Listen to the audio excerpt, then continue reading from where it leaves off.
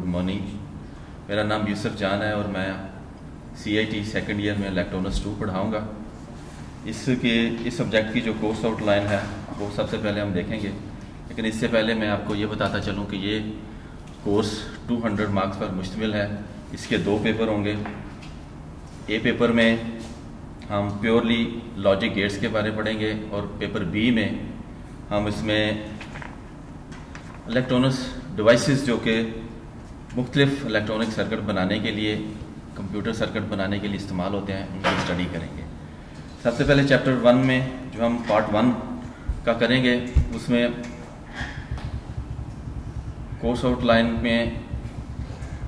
कर लेने के बाद वो हम बाद में देखेंगे। पहले हम हर एक चैप्टर को देखेंगे कि उसमें हम क्या क्या पढ़ेंगे। जैसे कि पहला चैप्टर है बूलियन अलजबरा। इसमें हम लॉजिक गेट्स को इस्तेमाल करते हुए लॉजिक गेट्स की जो एप्लीकेशन है उसकी स्टडी करेंगे और उनके इस्तेमालात को बूलियन अलजबरे के मुताबिक, जो कि बाइनरी नंबर सिस्टम के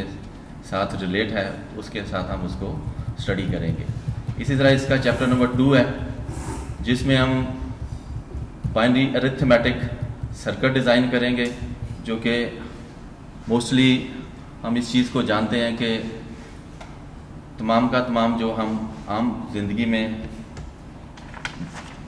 रोज़मर्रा का हिसाब रखते हैं ज़ुबानी, लेकिन हम उसको एक इलेक्ट्रॉनिक मशीन के ज़रिए जमा करना, किसी फिगर को उसमें से माइनस करना,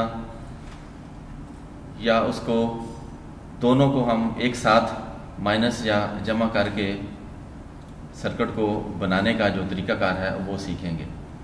इसी तरह चैप्टर नंबर 3 में कम्बिनेशन लॉजिक सर्किट डिज़ाइन करने का तरीक़ाकार सीखेंगे कि जिसमें ये जो लॉजिक सर्किट हैं ये किस तरह बनाए जाते हैं। लॉजिक सर्किट बनाने का एक तरीक़ाकार होगा जो कि हम लॉजिक गेट्स की सूरत में सीखेंगे, और इसमें हम मुख्तलिफ गेट्स इस्तेमाल करेंगे जो कि आप इलेक्ट्रॉनिक्स 1 में पढ़ते हैं या आप पढ़ चुके हैं कि किस तरह लॉजिक गेट्स जो हैं वो फंक्शन करते हैं, और उनको इस्तेमाल करते हुए हम, क्योंकि लॉजिक गेट्स IC की फॉर्म में मिलते हैं, और उनको जब हम IC की फॉर्म में लॉजिक गेट्स को लेते हैं तो फिर हम उसका अंदाज़ा ये लगाते हैं कि ये इस गेट से हम कौन सा फंक्शन हासिल कर सकते हैं। और ये जो कॉम्बिनेशन लॉजिक सर्किट है, इसमें हम एक ख़ास जो पहचान है कि इसमें मेमोरी वाला यूनिट नहीं होता। कि हम नेक्स्ट चैप्टर में जब हम जाएंगे तो सिक्वेंशनल लॉजिक सर्किट है, जिसमें किसी भी लॉजिक गेट्स का जो सर्किट बनाया है उसमें एक मेमोरी का फंक्शन डाल दिया जाता है, और वो मेमोरी का फंक्शन एक ऐसे लॉजिक सर्किट को कहते हैं कि जो कि फ्लिप फ्लॉप है, वो लॉजिक को सेव भी करेगा और उसको आगे शिफ्ट भी करेगा। इस तरह ये बहुत से फ्लिप फ्लॉप हैं जो मुख्तलिफ किस्म के लॉजिक फंक्शन को सेव करते हैं और उसके मुताबिक आगे आपका फंक्शन जो है वो सर अंजाम देते हैं। इसमें ख़ास जो इस चैप्टर में जो ख़ास जो चीज़ है वो है मल्टी वाइब्रेटर्स, कि उन सर्किट का जो हम मेमोरी के तौर पे उनको इस्तेमाल करते हैं, उनको ख़ास एक वेव फॉर्म के ज़रिए हम उनको सेव करते हैं और वेव फॉर्म के ज़रिए ही आगे शिफ्ट करते हैं, और उनको एक ख़ास टाइम दिया जाता है। एक ख़ास टाइम के अंदर वो ये सारा कुछ फंक्शन सर अंजाम देते हैं,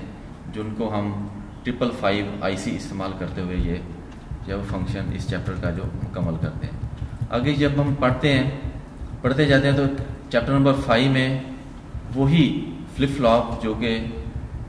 एक लॉजिक सर्किट को सेव करते हैं, 1 बिट को सेव करते हैं, बाइनरी नंबर के किसी 1 बिट को सेव करते हैं, उनको आगे मुख्तलिफ बिट्स की सूरत में या बाइट की सूरत में हम उसको आगे सेव करके उसको एक ग्रुप की सूरत में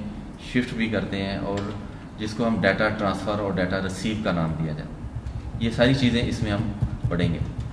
नेक्स्ट है कि ये सारे जो लॉजिक फंक्शन जो हम सर अंजाम देते हैं या पढ़ते हैं, ये एक ऐसी सूरत में कंपोनेंट मिलता है जो कि बनाया जाता है,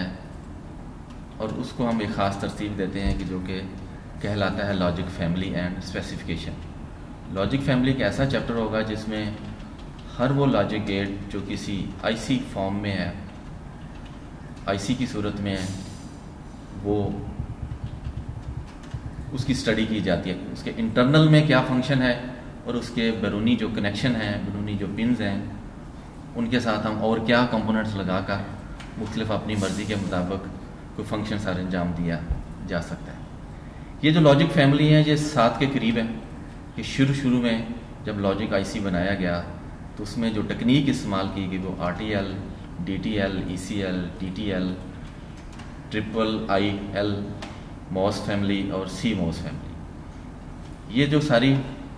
मैंने आपके साथ जो शेयर किया है ये आईसी बनाने का एक तरतीब का बार एक या तरतीब से बनाने की मुख्तलिफ अरसे के दौरान ये आईसी बनते गए। लेकिन मौजूदा दौर में जो लैपटॉप या जितने भी कंप्यूटर बन रहे हैं उसमें TTL और CMOS टेक्निक के आईसी ज़्यादा इस्तेमाल होते हैं। और इसी चैप्टर में आपको ये पढ़ाऊँगा कि ये जो आईसीज़ हैं TTL और DTL ये किस तरतीब से और इनको कौन सा नंबर डोनेट किया गया है कि जिससे हम पहचान कर सकेंगे कि ये TTL टेक्निक से बनाया गया आईसी है या ये CMOS आईसी है। इस तरह जब हम पेपर B में जाते हैं तो उसका जो पार्ट B है उसमें इस चीज़ को देखा जाता है कि डिजिटल इलेक्ट्रॉनिक्स और एनालॉग इलेक्ट्रॉनिक्स में जो मौजूदा दौर में हमारी जो चल रहा है इसमें किस तरह हम ये समझ सकते हैं कि ये एनालॉग फंक्शन है या डिजिटल फंक्शन है। इस चीज़ को हमने इंटरफेसिंग का नाम दिया है कि दोनों टेक्निक्स को एक दूसरे के साथ मिलाना, एक दूसरे के साथ फंक्शन हासिल करना, इस चीज़ को एक टर्म इस्तेमाल की गई है जो कि इंटरफेसिंग कहलाती है। इसमें मेमोरी वाला यूनिट पढ़ेंगे कि मेमोरी जो है वो किस तरह फंक्शन करती है और किस टाइप की मेमोरी को हम किस मकसद के लिए इस्तेमाल कर सकते हैं। मोस्टली रैम, SRAM और DRAM वगैरह हैं, लेकिन इसके अलावा हम इसकी तफसीली जब हम बात करेंगे तो उन कंपोनेंट को इस्तेमाल करते हुए जो कि आम कंपोनेंट हम जिनको समझते हैं जिसमें BJT है, FET है या डायोड है, ये जो सेमीकंडक्टर डिवाइसेस हैं, इन्हीं की मदद से हम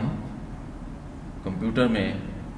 या लॉजिक फंक्शन में हम मेमोरी वाला जो फंक्शन है वो इस्तेमाल करते हैं। उसके बाद हम पेपर B का जो चैप्टर 2 है उसमें हम बहुत से ऐसे डिवाइसेस हैं जो सेमीकंडक्टर डिवाइसेस हैं मोस्टली और प्योर सेमीकंडक्टर डिवाइसेस हैं, वो उनकी स्टडी करेंगे जो कि डायोड्स है, जो जिसमें हमने पहले पढ़ा हुआ है कि PN जंक्शन जो है यही एक सोर्स बना मुख्तलिफ ऐसे कंपोनेंट्स बनाने में जो कि डिजिटल इलेक्ट्रॉनिक्स के साथ जब सपोर्ट कर सकें मुख्तलिफ सर्किट को बनाने में, तो वो PN जंक्शन ही है जो कि सेमीकंडक्टर डिवाइसेस को इस्तेमाल किया जाता है। सेमीकंडक्टर मटेरियल को इस्तेमाल करके मुख्तलिफ डायोड बनाए जाते हैं, डिवाइसेस बनाए जाते हैं जिनमें LED है, LCD है, फोटो डायोड है, लेज़र डायोड है, SCR है, UJT है। और इस तरह जैसा कि आप जानते हैं कि जो लाइट है ये एक सोर्स है, सोर्स ऑफ एनर्जी है, और इस लाइट को ख़ास एक इंटेंसिटी के साथ इस्तेमाल करते हुए मुख्तलिफ कंपोनेंट को ऑपरेट करवाया जाता है। तो इस तरह हम ये जो मुख्तलिफ